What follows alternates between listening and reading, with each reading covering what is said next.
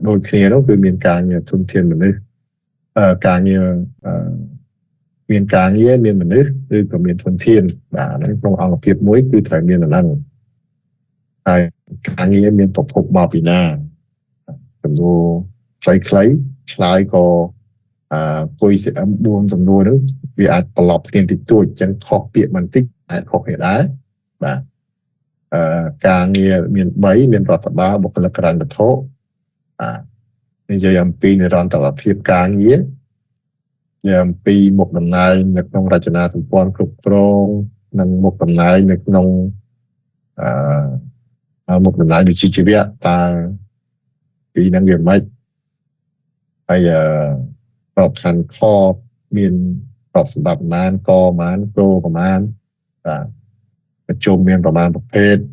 ហើយម៉ោងប្រជុំតោះប្រជុំបន្ទាន់ប្រធានអង្គប្រជុំមានតួនាទីម៉េចសិល្បៈនិយាយម៉េចដើម្បីកែលម្អថ្ងៃ31មករាឬខែមករាជាការបរិច្ឆេទអីហើយថ្ងៃទីខែទៅហើយគឺការបរិច្ឆេទអីសកម្មភាពដែលស្ថិតនៅក្នុងបន្ទាន់និងសំខាន់តើយើងត្រូវចាត់វិធានការបែបណាហើយបំណងពេលវេលារបស់យើងយ៉ាងម៉េចមួយណាច្រើនជាងគេម៉ោងធ្វើការពីម៉ោងប្រមាណដល់ម៉ោងប្រមាណ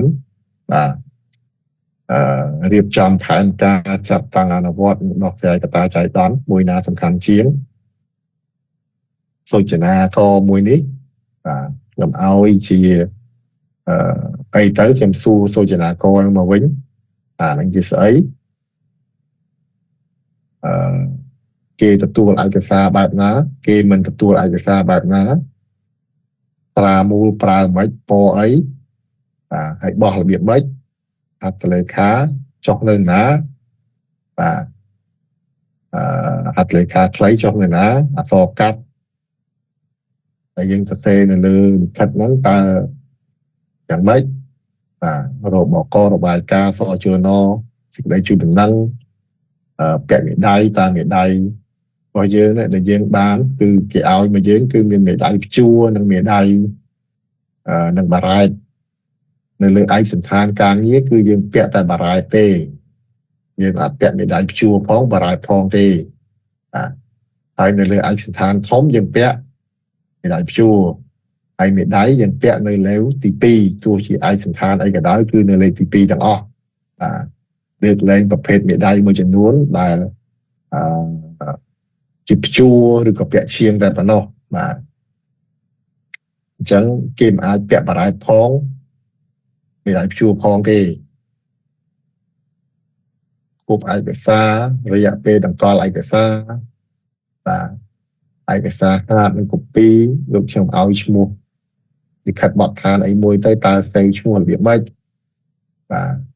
អតីតភាពសម្រាប់ឡើងថ្នាក់គិតពីពេលណាមកអតីតភាពសម្រាប់ចូលនិវត្តន៍គិតពីពេលណាមកការវិវត្តអាជីពរបស់យើងមានអីខ្លះហើយលំដាប់អនុវត្តទាំង3របស់យើងហ្នឹងមានអីខ្លះអាចសួរការងារមុនការងារក្រោយមានអីខ្លះនេះជាការរំលឹកមេរៀនសម្រាប់ការបូកសរុបរបស់យើងហើយកុំភ្លេចនៅក្នុងការរៀនរយៈពេល15ម៉ោងជាមួយគ្នានេះគឺនៅតែសំខាន់ដដែលនៅរកនៅ3ចំណុចដែលគិតថាសំខាន់ហើយក្នុង3ហ្នឹងគិតថាមួយណាអាចយកទៅអនុវត្តនៅពេលដែលបំពេញការងារនៅតាមអង្គភាពរបស់យើងអញ្ចឹងត្រូវការឲ្យយើងត្រូវការច្រើនទេព្រោះមួយថ្ងៃយើងសំ3ហើយឥឡូវនេះយើងសំចំក្រោយមួយទៀតអានឹងបានច្រើនហើយ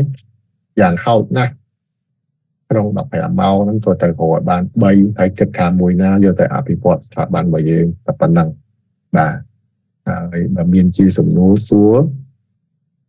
បើសិនជាអត់ទេយើងបញ្ចប់តែប៉ុណ្ណឹង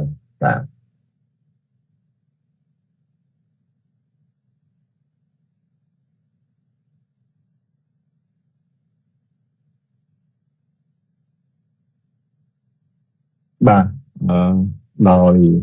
មិនទទួលបានសំណួរហើយក៏អាចជើញបងលី ក្រុមមានសួរលោកគ្រូ បានជើញមក លោកគ្រូខ្ញុំចង់សួរថាការរៀបចំតារាងលេខរៀងតែងតាំងហ្នឹងលោកគ្រូតើយើងគិតតាមប្រភេទក្របខណ្ឌតនន្តរស័ក្តិរបស់គាត់ឬក៏គិតតាមអតីតភាពរបស់តន្ត្រីហ្នឹងបើក្នុងករណីដែលស្នើតែងតាំងប្រអប់នឹងស្មើគ្នាទាំង10នាក់ចូលទៅអញ្ចឹងលោកគ្រូមួយអ្នកដែលបានចូលបម្រើការងារមុនមួយទៀតគាត់មានតនន្តរស័ក្តិថ្នាក់នឹងខ្ពស់ជាងតែយើងរៀបទៅតាមនឹងឬក៏រៀបទៅតាមប្រអប់រចនាសម្ព័ន្ធរបស់អង្គភាពនោះកំណត់ថាក្នុងប្រអប់ណានៅលេខរៀងទី1ទី2អញ្ចឹងណាលោកគ្រូបាទជាទូទៅយើងមិនបានគិតលម្អិតទៅដល់នឹងទេ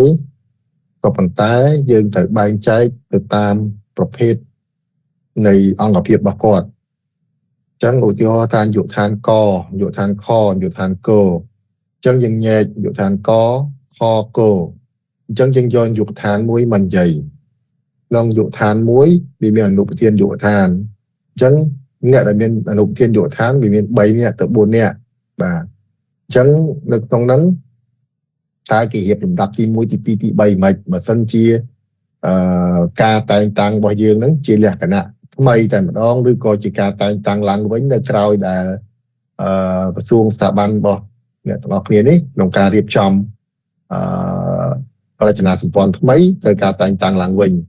អញ្ចឹងការតែងតាំងគេអត់បានគិតទៅលើអតីតភាពការងារនៅក្នុងនោះទេអញ្ចឹងគេមើលទៅលើតរណស័ក្តិនិងក្របខ័ណ្ឌរបស់គាត់ហើយបើតរណស័ក្តិនិងក្របខ័ណ្ឌរបស់គាត់ខ្ពស់ជាងគេដាក់គាត់នៅលើហើយបាទហើយបានដេញបន្តទៀតមក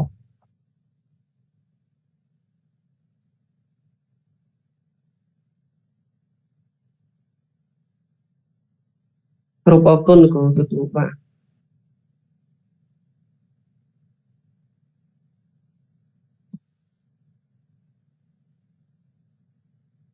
ចឹងមានសំណួរចិត្តអត់បងអត់ទេខ្ញុំបាយណាក្នុងគ្រប់ជូនលោកគ្រូគ្រប់អរគុណលោកគ្រូបានពង្រៀនចប់មួយវគ្គនេះ